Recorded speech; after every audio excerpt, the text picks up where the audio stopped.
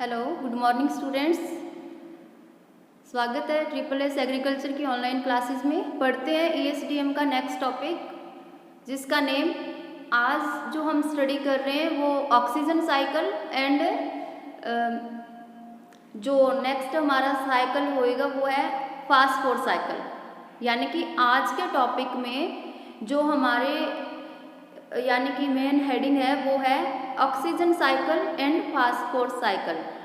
तो स्टूडेंट्स, ये जो हम साइक्लिंग ऑफ मिनरल्स जो टॉपिक पढ़ रहे हैं उसमें हम साइकिल की स्टडी कर रहे हैं। और साइक्लिंग ऑफ मिनरल्स आगे किसका पॉइंट है ये, यानी कि फंक्शंस ऑफ इकोसिस्टम का।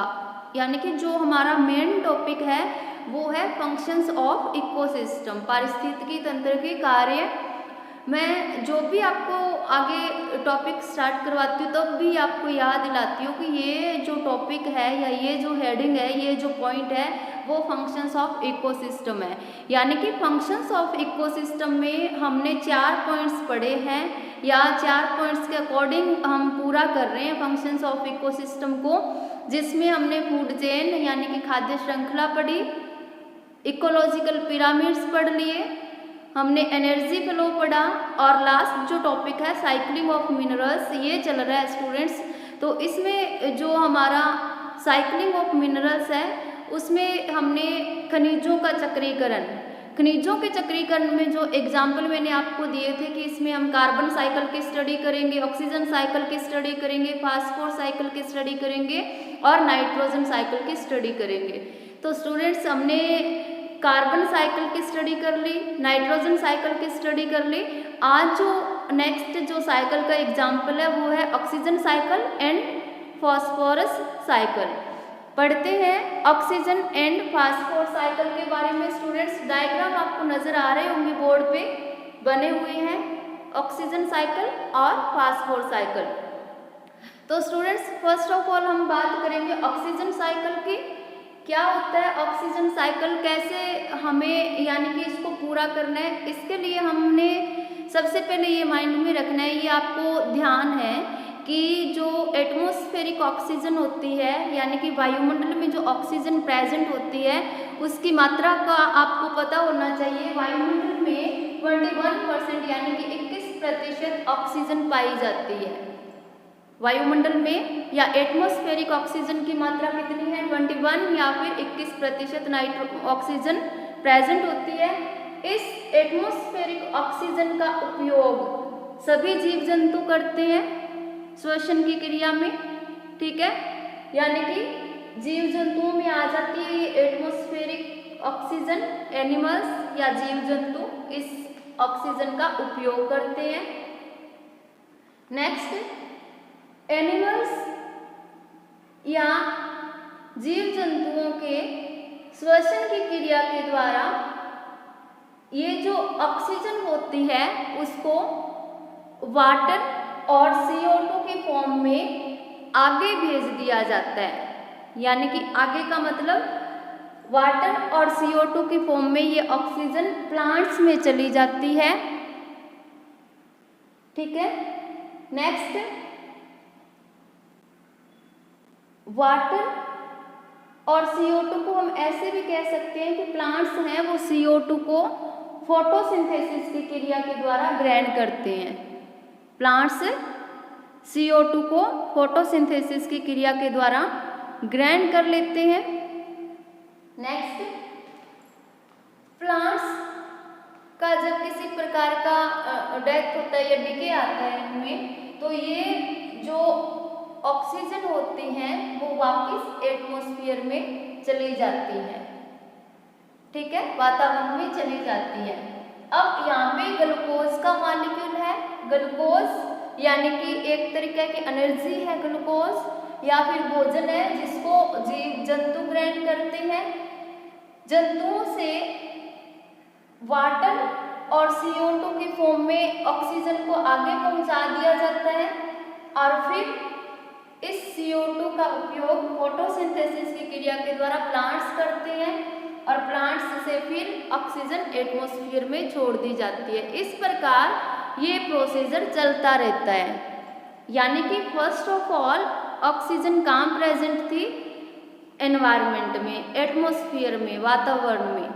उस वातावरणीय ऑक्सीजन का उपयोग जीव जंतु सांस लेने में, श्वसन की क्रिया में करते हैं। तो ये एनिमल्स या जीव जंतुओं में पहुंच गई। यहाँ से ये वाटर और CO2 की फॉर्म में आगे चली जाती है। इस CO2 का उपयोग पौधे प्रकाश संश्लेषण की क्रिया में, वाटर और CO2 दोनों का उपयोग प्रकाश संश्लेषण की क्रिया में करते हैं और फिर इसको पौधे ग्रहण कर लेते हैं। O2 की मात्रा कुछ पौधों में चली जाती है। जब पौधों में किसी प्रकार का डिके आ जाता है, अपक्षय आ जाता है, तो फिर से ऑक्सीजन एटमॉस्फेयर में पहुंच जाती है। इस तरीके से ये एक साइकिल की फॉर्म में चलता रहता है सिस्टम, और इसको हम ऑक्सीजन साइकिल बोलते हैं। ठीक है स्टूडेंट्स, तो ऑक्सीजन साइकिल कंप्लीट हुआ। सबसे छोटा साइकिल ऑक्सीजन साइकिल ही है, 2-3 स्टेप्स हैं इसमें, इजी हमें याद रख सकते हैं हम इसको। लेकिन इम्पोर्टेंट जो साइकिल है वो है nitrogen cycle and phosphor cycle. Nitrogen cycle हमने पढ़ लिया, कार्बन साइकिल भी इम्पोर्टेंट है, और अब फास्फोर साइकिल की स्टडी कर रहे हैं अपने, जो कि बहुत ही इम्पोर्टेंट है। यहाँ बोर्ड पे ध्यान देंगे सभी स्टूडेंट्स, फास्फोर साइकिल की हम स्टडी कर रहे हैं। तो सबसे पहले फास्फोर्स के बारे में हम पढ़ लेते हैं कि जो सॉइल में फॉस्फेट या फास्फोर्स उपस्थित होती है वो पौधे ग्रहण करते हैं सबसे पहले, क्योंकि सॉइल में NPK पाया जाता है, नाइट्रोजन, फास्फोर्स एंड पोटेशियम। तो सॉइल में कुछ न कुछ मात्रा में जो फास्फोर्स या फॉस्फेट के मॉलिक्यूल जो पड़े होते हैं, फास्फोर्स जो पड़ी होती है उसको प्लांट्स ग्रहण करते हैं या पौधे ग्रहण कर लेते हैं सॉइल से फास्फेट को। फिर प्लांट्स को कौन खाते हैं? जैसे कि कंज्यूमर्स खाएंगे, उपभोक्ता, और उपभोक्ता को अपनों ने 3 पार्ट में डिवाइड किया था, प्राइमरी उपभोक्ता, सेकेंडरी एंड टर्सरी, यानी कि विभिन्न उपभोक्ताओं में जाएगी। प्रोड्यूसर्स, प्लांट्स क्या हो गए? एक तरीके के प्रोड्यूसर्स हो गए। वहाँ से फॉस्फेट कहाँ गई? कंज्यूमर्स में। कंज्यूमर्स के बाद में किस में जाएगी? डिकम्पोजर्स में जाएगी, अपघटकों में। और अपघटकों के बाद में जो फॉस्फेट होती है वो ऑर्गेनिक फॉर्म में वापस, यानी कि सॉइल में आ जाती है ऑर्गेनिक फॉर्म में। अब जब फॉस्फेट ऑर्गेनिक फॉर्म में आ जाती है तो इसको इनऑर्गेनिक फॉर्म में बदलना होता है, जिसके लिए कुछ माइक्रो ऑर्गेनिज्म काम में लेते हैं, सूक्ष्म जीव, और वो ऑर्गेनिक फॉस्फेट जो सॉइल में होती है उसको इनऑर्गेनिक फॉस्फेट में बदल देते हैं। इनऑर्गेनिक फॉस्फेट फिर सॉइल में आ जाती है सॉल्यूबल फॉर्म में, यानी कि घुलकर के पानी के साथ में सॉइल में इकट्ठी हो जाती है।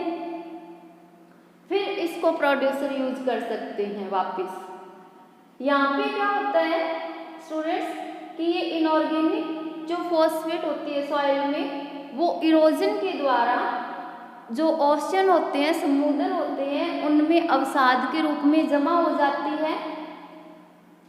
इनऑर्गेनिक जो फॉस्फेट होता है सॉइल में वो इरोजन के द्वारा समुद्रों के पेंदे में जमा हो जाते हैं, बह करके आ जाते हैं।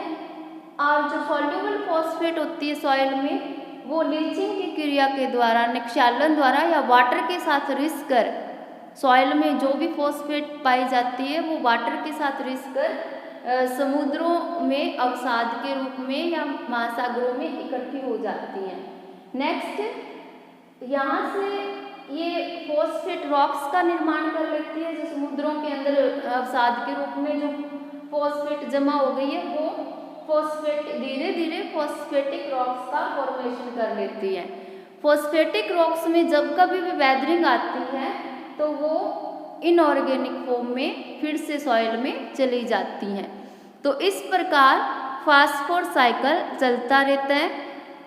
देखें सभी स्टूडेंट, ध्यान दें यहाँ पे। सबसे पहले हमने फास्फोर साइकिल को यहाँ से स्टार्ट करना है कि फास्फोर्स का सोर्स कौन है? सॉइल।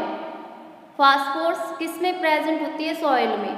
कैसे गई? फर्टिलाइजर्स के माध्यम से। जब हम क्रॉप्स की प्रोडक्टिविटी बढ़ाने के लिए या सॉइल का हेल्थ सही करने के लिए जब हम डिफरेंट टाइप के फर्टिलाइजर्स फील्ड में डालते हैं तो उस क्रिया के द्वारा फॉस्फेट सॉइल में इकट्ठी हो गई हैं, जिसको सॉल्युबल फॉस्फेट इन सॉइल लिखा है। सॉल्युबल फॉस्फेट इन सॉइल का मतलब घुलनशील अवस्था में, ये वाटर के साथ घुली हुई सॉइल है, फॉस्फेट है सॉइल में। और इस सॉइल में उपस्थित फॉस्फेट को, इस फॉस्फेट को, ये देखो एरो ऊपर की ओर लगाया हुआ है मैंने, कौन यूज करते हैं? प्रोड्यूसर्स। प्रोड्यूसर्स यानी कि उपभोग, उत्पादक। यहाँ से सॉइल से किस में चली जाती है? ये उत्पादकों में। क्यों? क्योंकि सॉइल में हम जो क्रॉप्स लगाते हैं या पेड़ पौधे लगाते हैं तो वहाँ से पेड़ पौधों में चली जाती है, और पेड़ पौधों को हम जो प्लांट्स होते हैं उनको हम क्या कहेंगे?